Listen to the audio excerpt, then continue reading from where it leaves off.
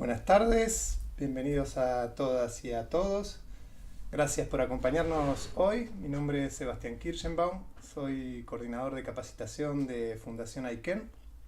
Aiken es la primera fundación de Argentina que se dedica a acompañar el duelo en la niñez y en la adolescencia.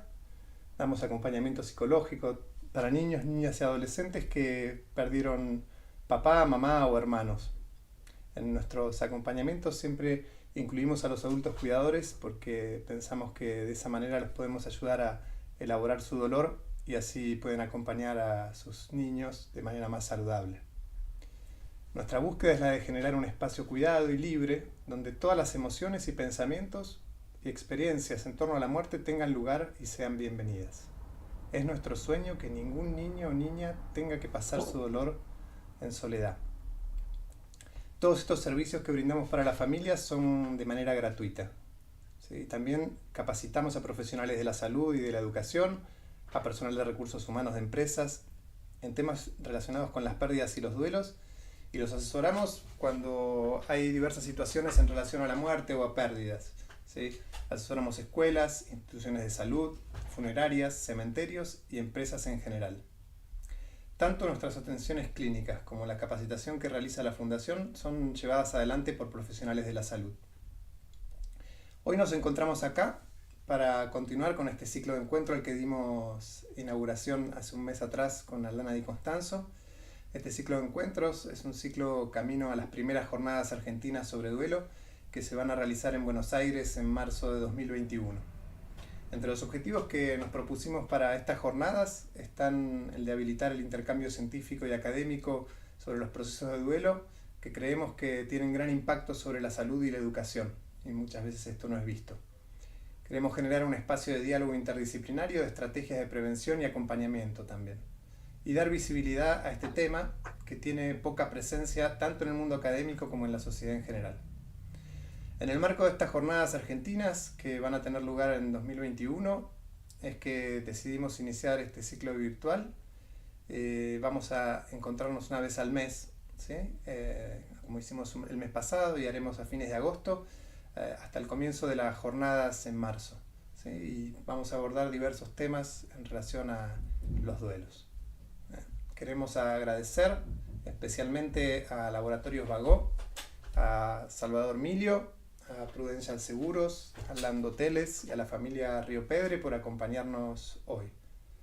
También a nuestros aliados estratégicos, el Hospital Italiano, el Instituto Fleming, la Universidad de Salud, Ashoka, GDF, RACI y la Fundación Surcos. Damos la bienvenida ahora sí a Gustavo Rodio. ¿Sí? Gustavo es psicólogo clínico, especializado en cuidados paliativos, trauma y atención y acompañamiento de los duelos. Se dedica hace muchos años también a realizar retiros de crecimiento interior y desarrollo del potencial humano, y hace muchos años, desde el inicio de la fundación, que nos acompaña supervisando a los psicólogos de nuestros equipos. Bienvenido, Gustavo, la verdad que es un gusto para mí que estés acá con nosotros hoy.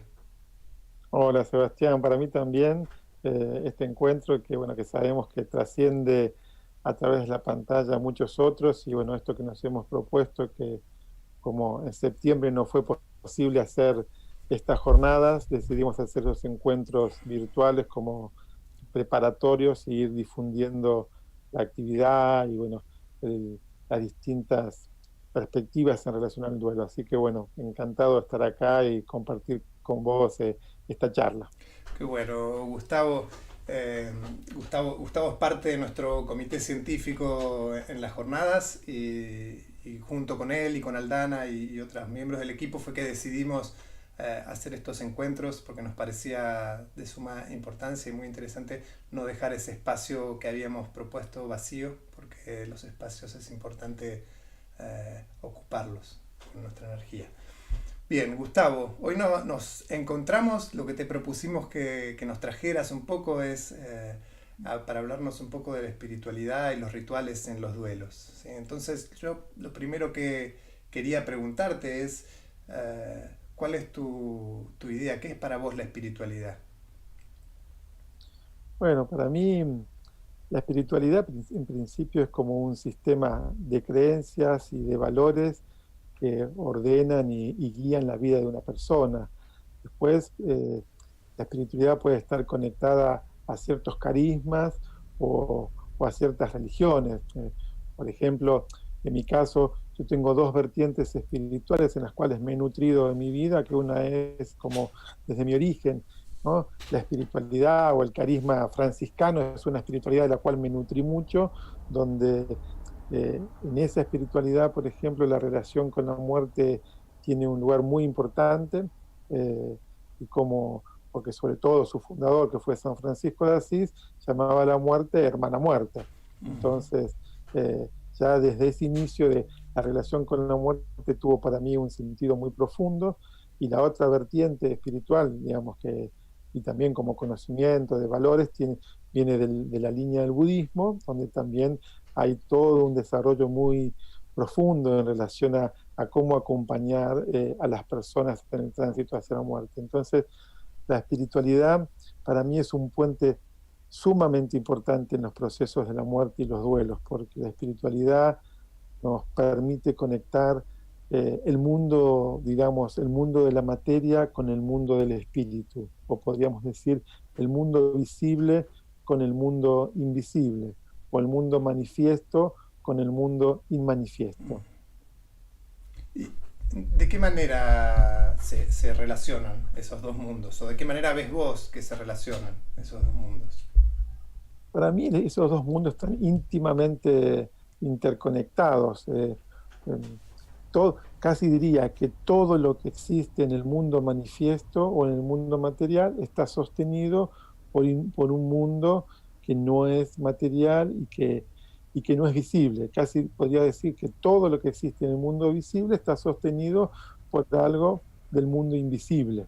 Eh, entonces, no, sí, No, perdón, está. no te- No, me hiciste acordar un poco, lo conversamos hace unos días con vos, pero ahora que mencionabas esto, hay muchas veces los pacientes que tenemos que nos consultan por duelos nos hacen estas preguntas, ¿no? Si las cosas que ellos hacen, como por ejemplo a veces llorar mucho o desesperadamente a la persona que falleció, al ser querido, hace que ese ser querido tenga una atadura en el otro mundo. Más allá, digo, nos lo preguntan desde diversas concepciones, pero siempre está como esta pregunta si aquello que sucede en este plano, ¿no?, tiene implicancias para lo que sucede en otros planos. Bueno, yo creo que cuando las personas preguntan eso, creo que es importante ir rastreando, al menos para nosotros como terapeutas que acompañamos los procesos del duelo, cuáles son las creencias que están detrás de esas preguntas o de esas concepciones, porque posiblemente esas preguntas conlleven unas creencias que lleven a ciertos, digamos, relatos míticos, y los mitos son como una forma de ponerle palabras a ciertas cuestiones a veces que no son explicables de otra manera, como existen los mitos de creación. Entonces en todas las culturas, en todas las relaciones hay un mito de creación, existen los mitos de cómo las personas dejan este mundo. Entonces hay ciertos como conceptos míticos que, por ejemplo, en algunas vertientes, en algunas creencias se dice que si las personas duelantes lloran, de alguna manera retienen a la persona que muere, o en algunos he escuchado ciertos mitos como que si las personas lloran, que esas lágrimas hacen que las alas de los seres que están partiendo se pongan pesadas y no puedan tomar vuelo. Entonces, siempre remite como una concepción de las creencias y la mitología y los mitos que hay debajo de ellos. Entonces creo que si uno puede primero como indagar, preguntar, compartir cuáles son esas creencias, desde mi perspectiva como terapeuta y acompañamiento de tantos años, y no sé, como un investigador del mundo del espíritu y del mundo de la psicología, para mí siempre fue muy importante unir la psicología y la espiritualidad. Digamos, no creo y ninguna de las emociones o las expresiones de las emociones humanas puedan retener el camino de un alma cuando tiene o deja este mundo, ¿no? Y cruza ese umbral de la muerte. Eh, entonces, porque muchas veces también a veces no se dice que no es por los muertos, que con lo que llorar les hace, quizás lo retienen a los muertos, a veces se dice que no llores porque eso te hace mal a vos, ¿no? Entonces, también como una idea de que si llorás, no sé, te deprimís más, entonces también tiene que ver con ciertas creencias, ¿no? Entonces, para nosotros es importante que expresar, como primero acompañar y empezar a decodificar, porque el llanto puede tener muchas vertientes. Hay llantos que ayudan a descargar y hay llantos que cargan. Eh, entonces hay que ver esos llantos a quién retienen y a quién a veces liberan. Entonces me parece que siempre que aparecen esas preguntas es importante como ir, como siempre, como toda pregunta, ¿no? Las preguntas son llaves y las llaves tienen que ir abriendo puertas para ayudar a mirar juntos qué hay ahí.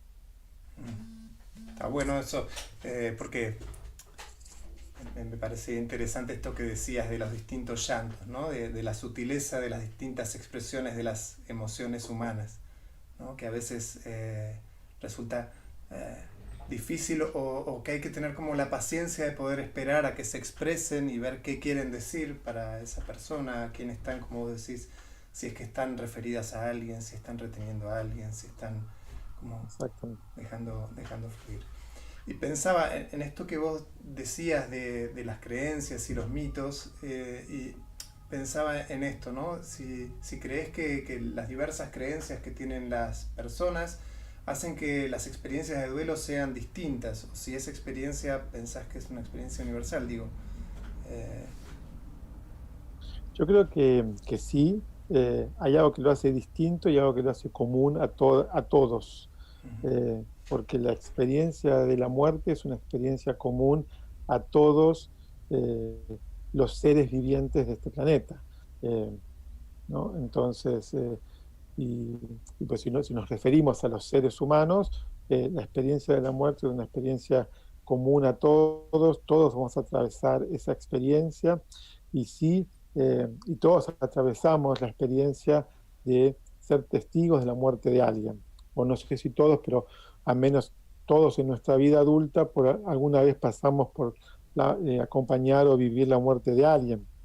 Entonces, el sistema de creencias que uno tiene, el marco conceptual, la- las creencias a veces también religiosas, o las creencias o la mirada espiritual, para mí claramente facilitan o dificultan el proceso del duelo, pero no, digamos, no van a hacer que el proceso del duelo sea mejor o peor, se dé o no se dé, porque el proceso del duelo se va a iniciar más allá de la voluntad o de las creencias, porque ya sabe, como siempre decimos, ¿no? Como el proceso del duelo es ese movimiento del alma y de la psiquis humana frente a sentirse frente a una pérdida. Y cada vez que una persona se enfrenta a una pérdida, en este caso estamos hablando de una pérdida por la muerte, se inicia casi como un programa autoejecutable, un proceso del duelo.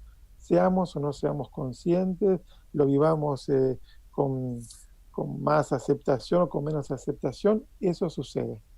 ya, bien, porque viste que muchas veces se escucha por ahí decir, ¿no? Que los que tienen fe tienen como más fácil el proceso de duelo. ¿No? Me gustaría escucharte un poquito qué pensás de esta frase, ¿no? De esta afirmación de que aquellos que tienen fe, no importa cuál sea esa fe, lo tienen más fácil es que los que no la tienen. ¿No?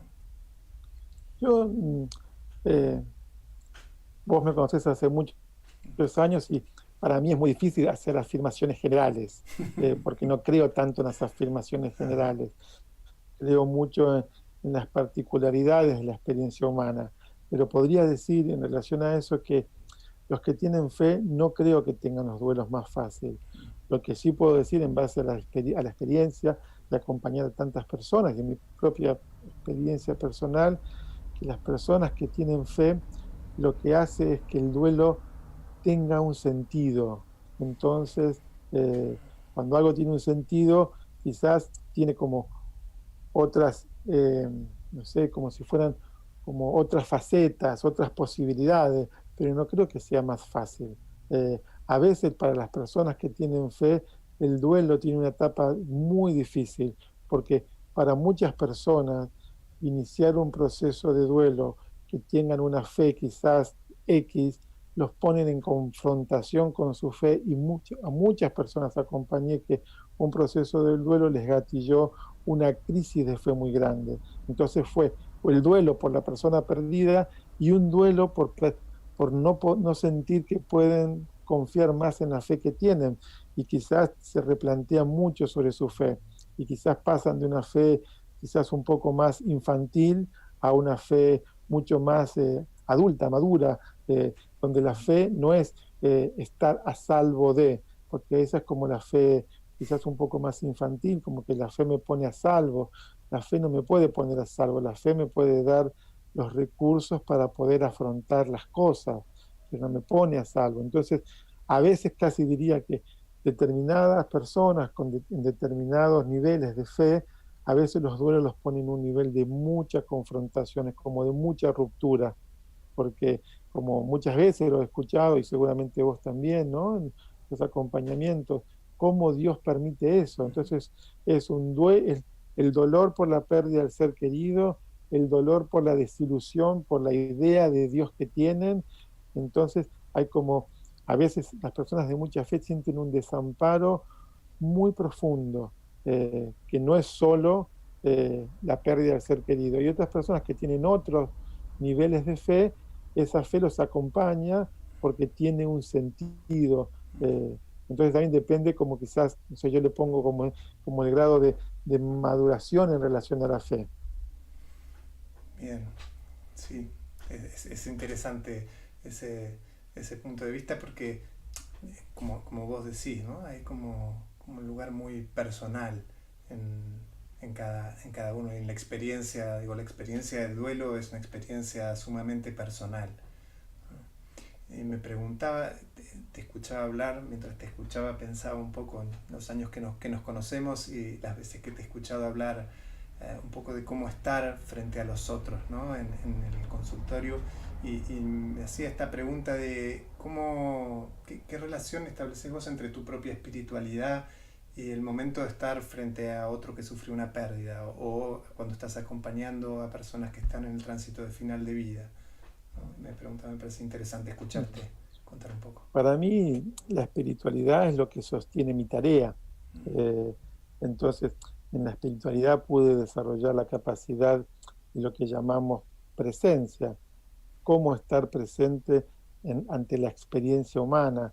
Eh, entonces, esa capacidad de presencia y esa espiritualidad es lo que quizás, al menos yo siento, lo que a mí me da la fortaleza de estar ahí al lado de alguien acompañando, siendo testigo quizás del sufrimiento de esa persona, que también toca mi propio sufrimiento humano, y en esa compasión, en ese estar juntos, en ese acompañar, en esa presencia, la espiritualidad para mí es lo que sostiene, que es lo que le da el sentido que todo tiene un final, porque todo lo que está ligado, digamos, en la espiritualidad hay muchas enseñanzas, eh, y, y la espiritualidad ligada a la tierra nos muestra tantas cosas, que todo tiene un ciclo, ¿no? Y todo lo que inicia, todo lo que nace se va a desarrollar y va a terminar. Eh, entonces, todo lo que tiene forma va a desplegarse y va a terminar. Solo eh, lo que es inmanifiesto, diríamos, o el espíritu, es lo que no tiene ni principio ni final. Pero entonces la espiritualidad para mí me sostiene en que puedo mirar desde ese lugar el dolor que significa que algo termine, el dolor de desapegarme o ser ahí testigo, acompañante del dolor de alguien, de lo que significa soltar, desapegar o pegarse, atar y desatar, ¿no? En esa emocionalidad de lo que significa la pérdida, sabiendo que todo tiene movimiento y que eso va a pasar.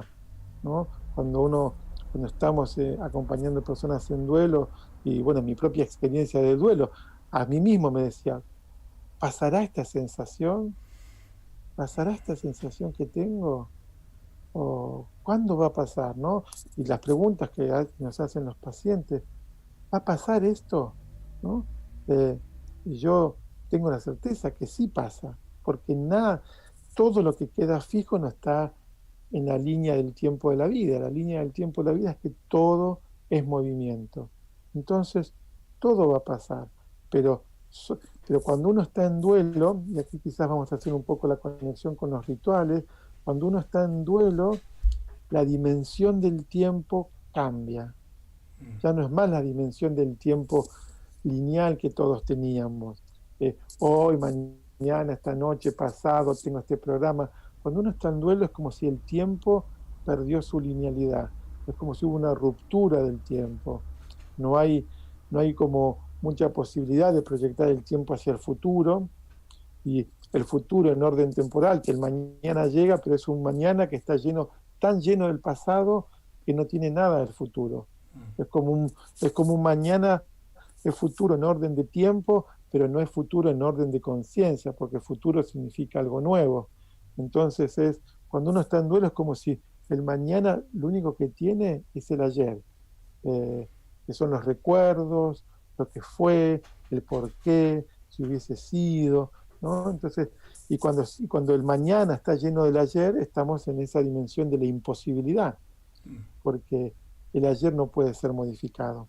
Eh, entonces, los rituales son esa dimensión de la experiencia humana que tiene vamos a decir, como muchos niveles los rituales, pero en principio, para empezar a entrar un poco en la dinámica de los rituales son esas experiencias humanas que nos permiten entrar también en otras dimensiones del tiempo, porque no es lo mismo vivir mi mañana lleno del pasado día a día, que es como pasa un duelo, ¿no? Es como alguien en duelo puede sentir que un año pasó sintiendo siempre las mismas sensaciones y a veces los deseos de no querer vivir.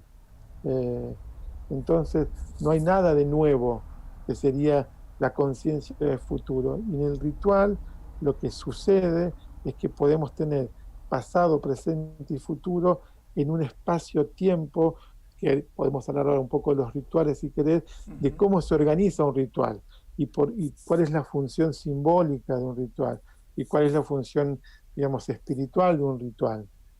Bien, sí, me gustaría entrar un poco, ¿no? En eso, digo, esto que decís de donde los tiempos se unen a través del ritual, me parece que es como un lugar sumamente como catalizador, ¿no? Esa es la sensación que me viene. Pero si querés contarnos un poco de cómo se dispone un ritual. Y no sé si querés contarnos un poco también, digo, las diferencias y los diferentes rituales que hay, ¿no? Lo primero que si uno lo mira desde un punto de vista de la sabiduría de los sabios de la tierra, de los pueblos originarios, de los pueblos de las distintas tribus, desde quizás las religiones más primitivas me refiero de los primeros tiempos, en todos existen rituales.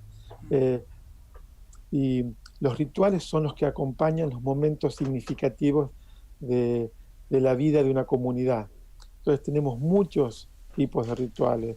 Tenemos rituales, digamos, hay rituales de agradecimiento, hay rituales de preparación a la tierra para ser sembrada, hay rituales que representan el pasaje de la niñez a la adultez, hay los rituales de casamiento, eh, también hay rituales que representan, se pueden hacer rituales que representen una separación, hay rituales que tienen que ver, los rituales funerarios, que son los rituales de despedida, hay rituales de despedida que no tienen que ver con la muerte, ¿no? Los típicos rituales que uno puede hacer, como una fiesta porque alguien se va a hacer un viaje, o alguien se va a hacer no sé, por 2 años hacerse un estudio, un máster en algún lugar. eh, Hay rituales que tienen que ver con el recogimiento, y en todas las tradiciones, en todas las corrientes espirituales, en todas las religiones existen rituales. Y existen rituales cotidianos, ¿no? Que son los ritos cotidianos que cada uno tiene, que pueden ser los de agradecer, los de rezar, los de meditar, los de, no sé, bendecir el alimento cuando uno va a comer, o agradecer por tener, cada mañana agradecer, el ritual de agradecer la vida porque me despierto, o, o cientos de rituales que cada mañana cuando abro la puerta de mi casa puedo decir, en este gesto de abrir la puerta, que se me abran muchas puertas en el día de hoy. Entonces, en los rituales lo que hay es una intención. En los rituales hay intención, hay invocación, después entramos a rituales más específicos, donde a veces hay rituales que necesitan como un lugar para ser hechos, ¿no? Que sería lo que simbólicamente llamaríamos como un altar. Como siempre decimos, ¿no? ¿Cuál sería el ritual o el altar dedicado en el duelo, ¿no? Donde uno dice, bueno, puedo tener en mi casa un espacio dedicado a esa persona que le puedo cada día, no sé, dedicar algo, o puedo encender una vela en su nombre. Ese es un ritual. Pero cuando yo enciendo, por ejemplo, una vela en el nombre, no sé, de mi madre, que ya no está en este plano, de esta tierra, cuando enciendo una vela, estoy entrando en una dimensión de ese ritual donde me estoy conectando con millones de personas que en ese mismo momento están haciendo lo mismo, y me estoy conectando con un campo de información que durante miles de años, miles de personas encendieron una vela en memoria de sus seres queridos. Entonces, el ritual hace que una dimensión del tiempo y del espacio, que es como si coexistiera, no sé, si fuera un cruce entre tiempo, espacio, energía, que si uno lo ve es muy grande el poder de un ritual. Bien. Sí, como si algo de la historia de la humanidad se hiciera presente Absolutamente, en esa acción, absolutamente. ¿no? Es interesante. ¿Y cómo relacionás vos estos rituales, tanto estos rituales que pueden ser más personales o algunos que son más colectivos? ¿Qué función les das dentro de los procesos de duelo? O cuando las personas que están en duelo, ¿no? Que tienen una pérdida. Siempre decimos, ¿no? Como en las formaciones que damos, ¿no? Como cuál es la función del ritual, ¿no? Y la importancia del ritual. Entonces, una de las cosas que vemos que para mí es, sé, como efecto un poco de la posmodernidad, como que es como el ir quitando los rituales, el retiro de los rituales, el fin de los rituales. Entonces, pero eh, los rituales tienen un sentido profundo.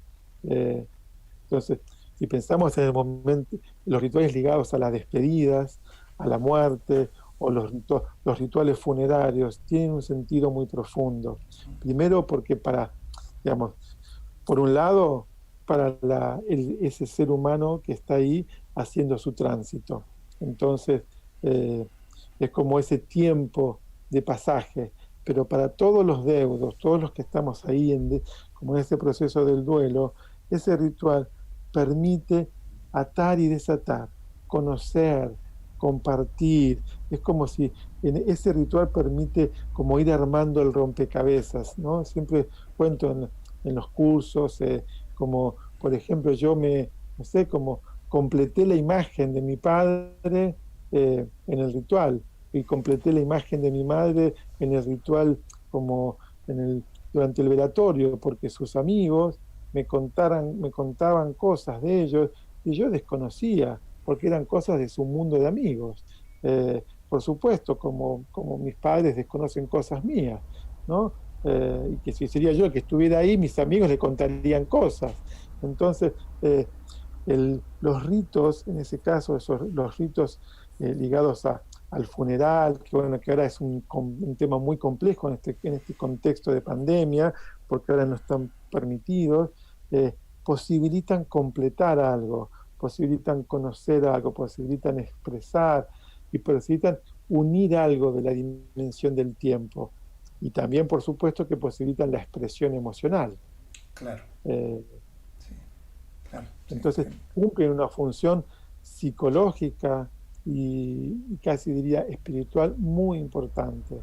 Eh, entonces, por ejemplo, en el caso de nosotros que en todas las formaciones, cuando decimos, bueno, que los niños, ¿tienen que ir los niños a los funerales? Como, ¿no? Como ahí también hay muchas creencias en relación a eso, ¿no? Entonces, eh, y eso va a depender cómo cada familia considere el concepto de la vida y la muerte. Eh, como, entonces, un niño puede estar ligado a la muerte igual que un adulto, porque la vida y la muerte forman parte. Eh, entonces, por supuesto que hay niveles de exposición, niveles de intensidad, que un niño por su estructura psicológica y emocional tiene que ser como regulado, así como uno no puede dejar a un niño de 2 años 10 horas delante de una pantalla porque le va a alterar su sistema nervioso, tampoco lo puedo tener expuesto a una intensidad emocional de lo que puede ser un funeral. Pero, digamos, que se vaya creando la conciencia de que la vida y la muerte forman parte de la gran vida, eso nos va a dar muchas posibilidades y nos va a quitar muchos temores.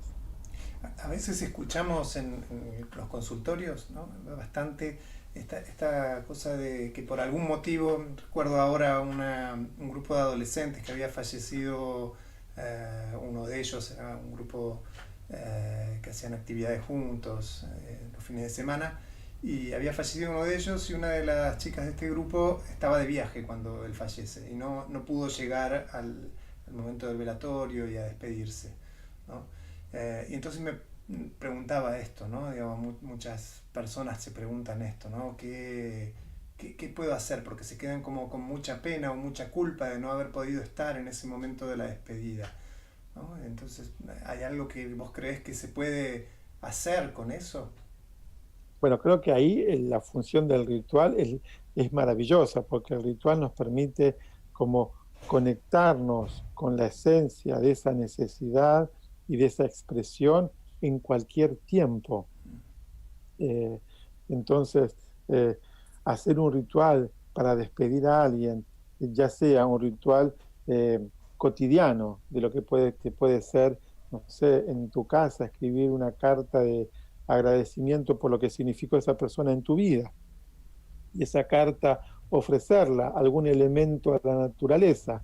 ¿Qué quiero decir con eso? Ofrecerla al agua, ofrecerla a la tierra, ofrecerla al fuego, ofrecerla al aire y dejarla en un espacio abierto. Entonces, eso es un ritual como en la vida cotidiana. Entonces, los rituales nos posibilitan la conexión con lo que ya no está. Por eso el ritual es un puente entre las dimensiones. Eh, y hay muchos tipos de rituales. No sé, por ejemplo, cuando tomando como algo como de un trauma colectivo, ¿no? En nuestra subcultura, en nuestra sociedad, como cuando sucedió todo el tema que salió a la luz de, de los vuelos de la muerte, ¿sí? Que fueron los cuerpos tirados sobre el río de la Plata, cuando se hizo ese ritual de que las personas pudieron ir allá a ofrendar flores, es como porque el ritual posibilita un reconocimiento. Y si hay un reconocimiento, hay una posibilidad de elaborar. Lo que no se reconoce, no se lo ve y no se lo puede elaborar. Entonces el ritual, cuando uno hace un ritual, está dando un reconocimiento individual y si es un ritual social, un reconocimiento social. Entonces, por ejemplo, eso fue, recuerdo mucho porque atendí personas muy vinculadas a esas situaciones y fue como decir, bueno, hay un lugar donde puedo hacer un rito. Entonces, a veces hay lugares, a veces no hay lugares. Entonces los puedo hacer en la dimensión, sé, del espacio. Los que tienen alguna fe específica, ¿no? En sus templos hay rituales muy específicos. Eh, las conmemoraciones, digamos, nosotros en todos los países hay feriados ligados a la conmemoración de la muerte de un prócer o de alguien que fue significativo. En ese, digamos, ahora todo lo vivimos como, bueno, un día feriado de descanso, pero en el origen eso tiene un sentido que es como recordar eh, algo de esa persona, lo importante que esa persona fue y lo significativo que fue esa persona en el pasado para mi presente. Entonces los rituales también posibilitan ver cómo somos constructores de la historia. Claro, sí, claro. Claro. Y pensaba, ¿no? En un poco que lo mencionaste al pasar hace un momento, en este momento de pandemia donde los rituales colectivos están muy restringidos, ¿no? No sé, en tu experiencia, ¿cómo ves vos que afecta esto a los deudos, ¿no? Que no pueden reunirse, que por ahí para llorar al ser querido, que en otro momento hubiesen estado juntos, se hubiesen juntado durante varios días quizás, y ahora esto está muy restringido, ¿no? ¿Cómo ves que eso afecta? Yo creo que esto afecta y va a afectar y vamos a ver el efecto de eso como a medida que vaya pasando el tiempo, pero así como en la dimensión general, ¿no? Que este estar un poco como confinados o cada uno, ¿no? En sus propios hogares, no lo liguemos tanto a estar aislados, digamos, estemos como un poco cada uno resguardándonos y cuidándonos unos con otros, que eso no implique un aislamiento. Bueno, en todo este tiempo, ¿no? Que, bueno, que me tocó acompañar unas cuantas personas que perdieron seres queridos, eh, por supuesto que hay algo de la dimensión, digamos, porque en el ritual también hay algo de la dimensión del cuerpo que cumple una función importante. Entonces acá hay algo de la dimensión del cuerpo que queda vacía, como nos pasa a todos, como con la falta de la corporalidad, de las sensaciones. Entonces, eh, entonces eso, digamos, hay que reemplazarlo de alguna manera y en parte es irreemplazable, eh, porque la posibilidad de estar en una situación de atravesar la muerte de un ser querido y sentirte abrazado por alguien, en ese abrazo que se te dé la posibilidad de, no sé, de un llanto, de una mirada, de no sé, de una mano sobre tu rostro, todo eso que no está, ahora es una falta. Entonces, otro duelo sobre el duelo. Entonces, creo que lo importante es que eh, facilitar, generar espacios de encuentros dentro de las posibilidades que nos da la virtualidad. Eh, para mí es importante, no sé, inspirar a las personas, ayudar a las personas que escriban, que se expresen, que se comuniquen, más que nunca que hagan rituales.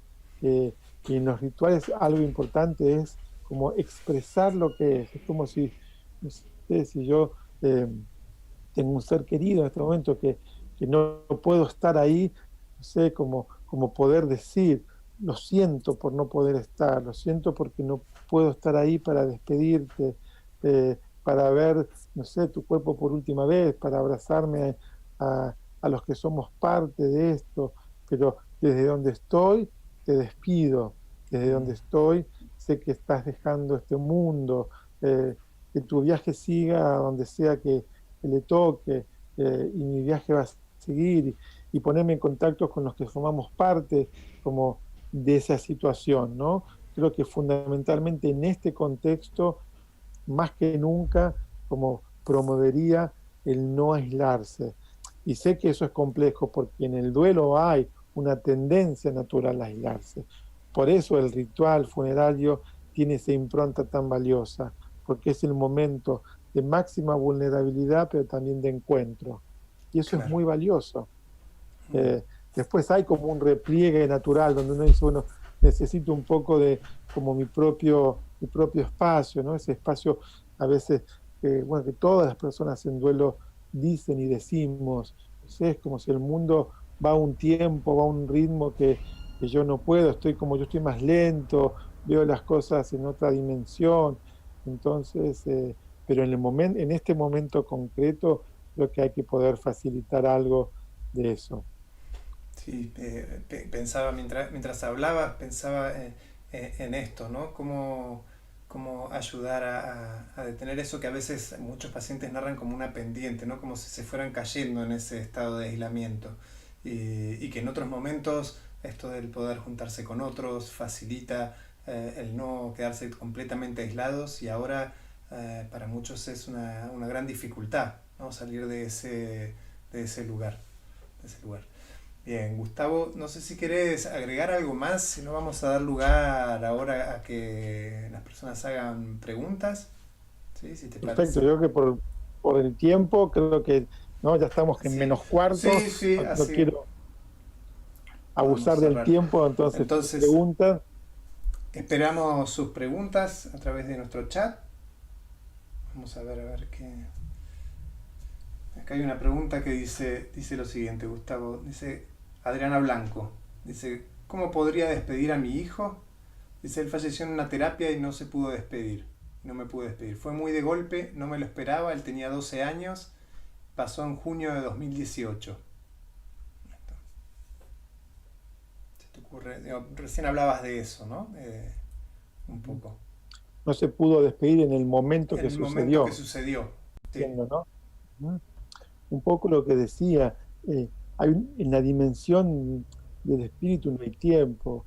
Eh, la situación de la pérdida de un hijo es una situación que, no sé, implica mucho respeto, porque solo las personas que atraviesan esa experiencia saben lo que es esa experiencia. Eh, pero yo creo que despedirse en ese contexto significa que despedirse no significa dejar de tener vínculo. Despedirse es, lo puedes hacer en cualquier momento, lo haces dentro de tus pensamientos, dentro de tu corazón, con tus palabras, y despedirse es, ahora estamos en mundos distintos. Yo en este y vos, hijo, en el mundo donde están, lo voy a llamar así yo, en el mundo donde habitan los muertos, que es un mundo de vida, de otra vida distinta a esta vida.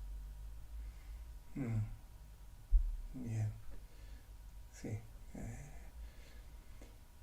Acá tengo otra pregunta que pregunta Viviana Nievas. Dice, cuando no hay cuerpo, dónde queda el vacío? A ver, cuando no hay cuerpo, ¿dónde queda el vacío? ¿Eso es duelo ambiguo? Pregunta. Entiendo que debe preguntar por cuando no hay contacto. No entiendo bien la pregunta, Estoy pero a ver, intentando vamos a ver. interpretar un poco. Entiendo que se refiere por ahí un poco como contabas con los vuelos de la muerte y yo pensaba y también vi ahí en un comentario que aparecía lo que pasó con los familiares de los veteranos caídos en Malvinas, ¿no? Que después de como 20 Claro, el años, submarino San Juan. bueno, el submarino de San Juan, ¿no? Entonces preguntaba un poco si a eso se puede conceptualizar como duelo ambiguo. Preguntaba, la verdad que... No sabía exactamente cuál es la pregunta, pero no.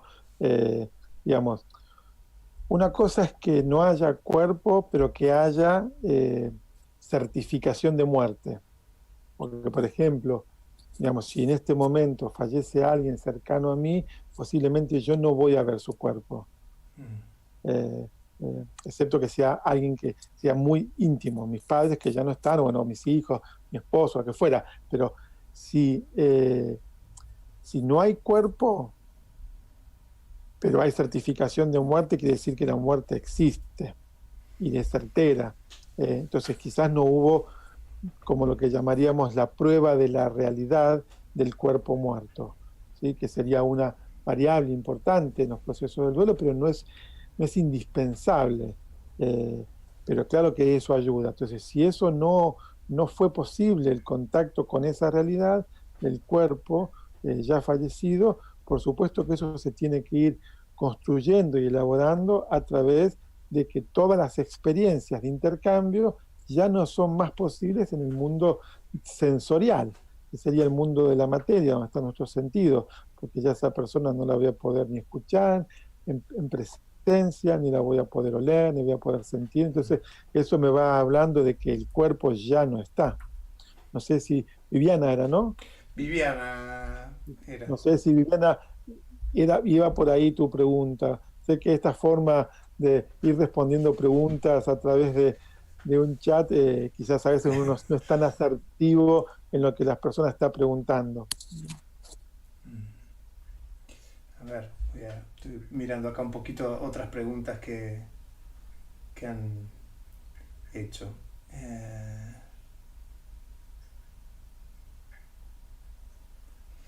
Dice así, ¿no? Esta pregunta. Dice, ¿es normal creer que están en una vida llamada eterna, ¿no? Los fallecidos?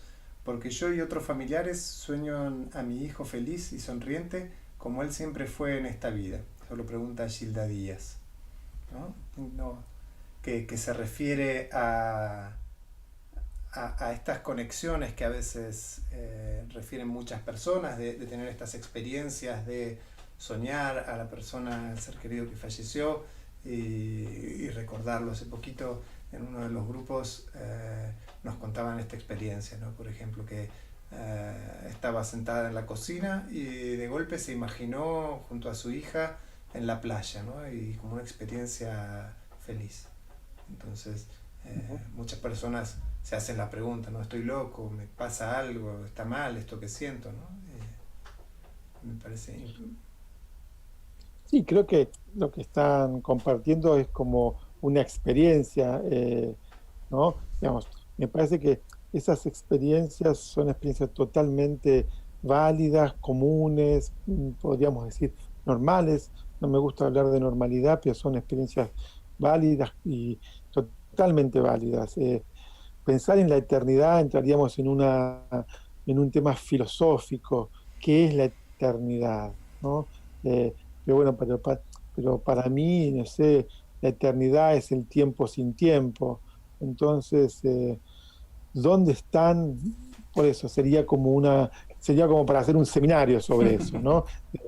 ¿Cuál es el espacio?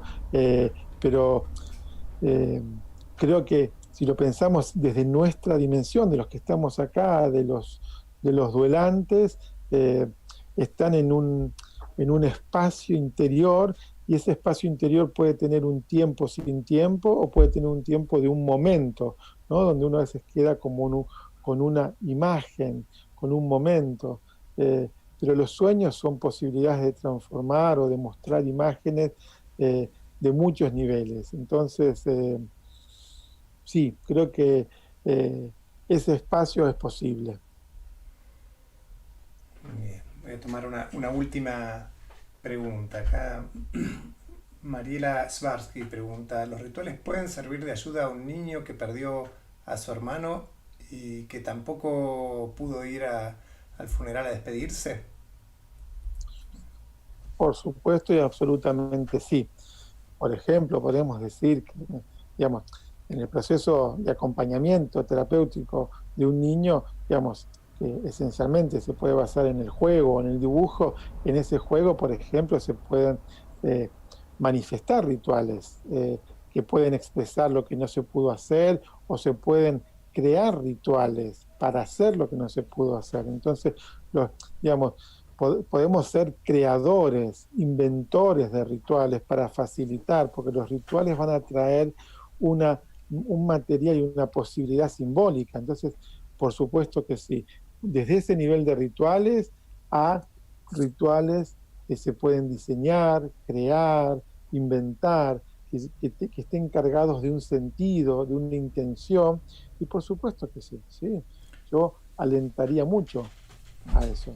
Sí, siempre esta idea que trajiste me pareció como muy interesante, esta cuestión de crear rituales, ¿no? Recuerdo hace muchos años, al comienzo de los pasos de la fundación, había una familia que habían armado un altar con una zapatilla, ¿no? Y le hablaban a la zapatilla y hacían todos unos juegos con la zapatilla, y eso tenía mucho significado, era la zapatilla, ¿no? Del padre que había fallecido.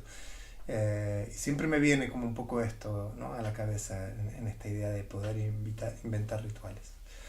Bien. Es muy importante que los rituales, digamos, hay rituales que se repiten y son como que tienen formas y estructuras y ritmos ancestrales. Mm. Esos rituales pueden tener mucho sentido para muchas personas, pero quizás para otras personas no le hacen sentido ese ritual.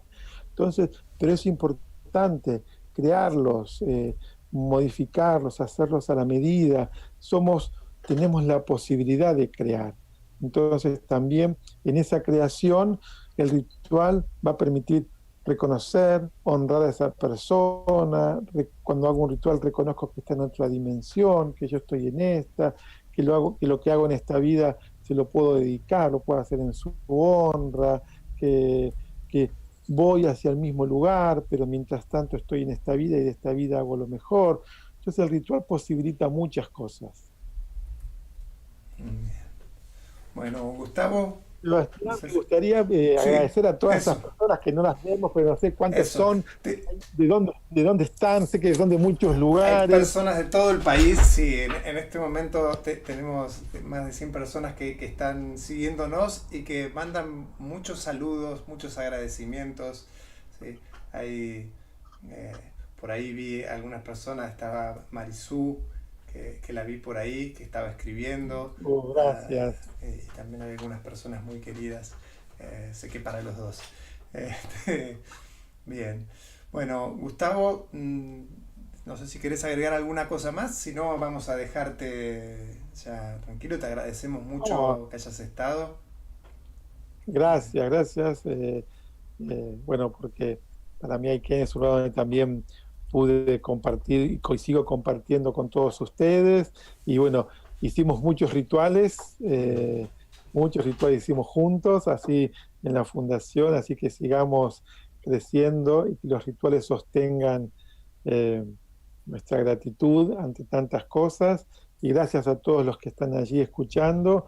Y bueno, y esperemos que en marzo del próximo año, cuando finalmente podamos hacer las jornadas de manera presencial y esperemos que así sea, bueno, puedan estar y compartir con nosotros esas jornadas. Muchas gracias.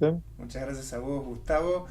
Como dice Gustavo, ojalá en marzo podamos encontrarnos todos ya presencialmente en las jornadas. Mientras tanto, mes a mes vamos a ir haciendo estos encuentros. El próximo encuentro que vamos a tener será hacia finales de agosto. Les vamos a ir comunicando por nuestras redes. Esténse atentos que ahí vamos a ir informando las próximas fechas y los temas de los que se va a hablar.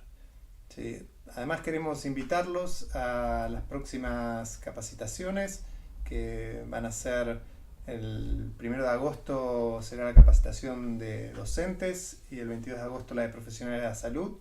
Para la capacitación de docentes está abierta la inscripción. En la descripción van a encontrar un link para eso. Y recuerden que Fundación Aiken se sostiene gracias al aporte voluntario que hacen muchas personas e instituciones que colaboran con nosotros. Así que si está en sus posibilidades, abajo también en la descripción hay un link a través del cual pueden sumarse con una donación mensual, o si no se pueden comunicar también a los teléfonos, al teléfono y a las direcciones que aparecen en pantalla. Nos despedimos por el día de hoy, agradeciendo mucho a Gracias a Gustavo todos. y gracias a todos por estar. Gracias, Sebastián. Hasta la próxima. Hasta la próxima.